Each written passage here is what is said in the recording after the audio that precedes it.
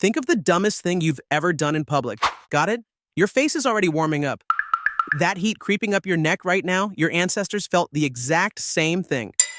50,000 years ago, some guy tripped in front of his entire tribe and his face did this. But he had no hoodie to pull up, no phone to fake check, no bathroom to hide in. So what did he actually do about it? Turns out, almost exactly what you do. He looked down, he turned his head to the side. He made this tight, broken little smile he couldn't quite control. And then he probably touched his own face. That's it. That's the whole move. Scientists have actually timed this sequence. It takes about 5 seconds, and it shows up in people on every single continent. But here's the part that's actually weird. None of it is an accident. Start with the blush. Charles Darwin was kind of obsessed with this one. In his 1872 book on emotions, he called blushing the most peculiar and the most human of all expressions. Peculiar, because no other animal on Earth does it. Human, because we're the only species that cares this much about looking stupid. And here's the kicker. You can't fake a blush. You can't turn one on. And once it starts, you can't shut it off. Your body has a built-in confession that fires without asking you first. Call it the involuntary apology. Your face turns you in before your brain even agrees to the crime. And that can't fake it part is the entire point.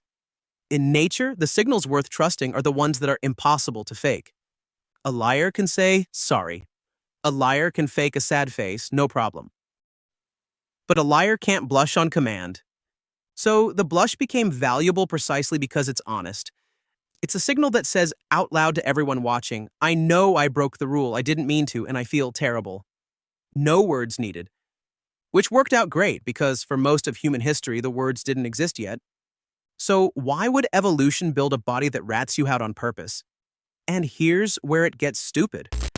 For a couple 100,000 years, you lived in a band of maybe 30 people. That group was your food, your heat, your security system, your whole life.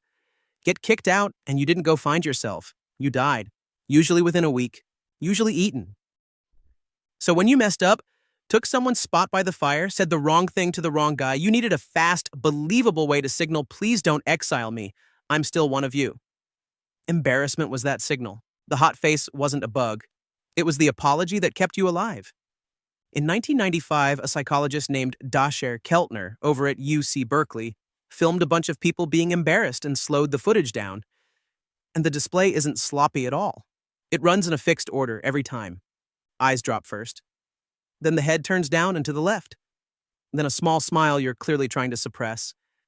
Then a hand floats up to touch the face. 5 seconds, same recipe. He called it an appeasement display, basically the same please don't hurt me gesture you'll see in other primates, just wearing a human face this time. And cultures took that built-in move and ran with it. Covering your face with your hands when you're mortified, nobody really teaches you that. It's part of the same embarrassment display, and it keeps showing up wherever researchers look. Ancient humans didn't invent a brand new apology for embarrassment. They just leaned into the one their bodies already did for free and turned it into manners. Bowing your head, lowering your eyes around someone important. A lot of what we now call being polite is just embarrassment behavior, formalized with the volume cranked up on purpose. Then it gets weirdly practical. In 2012, 3 researchers, Feinberg, Viller, and Keltner, published a study with the best possible title, Flustered and Faithful. They filmed people telling embarrassing stories, then asked strangers how much they trusted them. The people who got more visibly embarrassed were rated as more trustworthy. And in actual money-sharing games, those same people gave away more. So embarrassment isn't weakness, it's social insurance. The flustered guy turning red is the one everybody secretly wants on their team. Because his face is proof he plays by the rules. And it's so baked into you that you don't even need to be the one screwing up. Watch someone bomb a toast at a wedding. Watch a stranger trip on the sidewalk. Your face gets hot for them. That's secondhand embarrassment, and it's a little unhinged when you think about it. Your body runs the same alarm for someone else's mistake as it does for your own. Because on some ancient level, their screw-up is your problem too.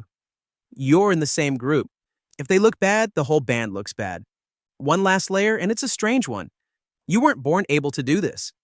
Embarrassment shows up in toddlers right around 18 months old, which is the exact same age they first recognize themselves in a mirror. Psychologist Michael Lewis put those two facts together. You can't feel embarrassed until you understand there's a you that other people can see and judge. No sense of self, no shame. So, embarrassment isn't just a feeling. It's hard proof that a kid has figured out something huge, that they exist from the outside too. So, here's where the whole thing flips on you. We treat embarrassment like a defect. Stop caring what people think. Just be more confident. There's an entire self-help industry built on deleting this exact feeling. But the science points the other way. People who genuinely can't feel embarrassed, and certain kinds of damage to the front of the brain do this, they don't turn into free, unbothered superhumans. They lose friends. People start avoiding them. They say the wrong thing and never get the warm face warning that tells them to stop. The feeling you most want to switch off is the one keeping everyone from walking away. So, what did ancient humans do when they were embarrassed? The same thing you did this morning. They looked down, they got smaller. Their own faces sold them out in front of everybody they knew. The only real difference is they understood it was working. That hot, miserable feeling wasn't humiliation. It was their body quietly buying back their seat in the group, in real time, for free. Your ancestors had a built-in ceremony for the worst moment of their week. You just have a warm neck and the sudden urge to check a phone with no new notifications. Anyway, now you know. Sorry.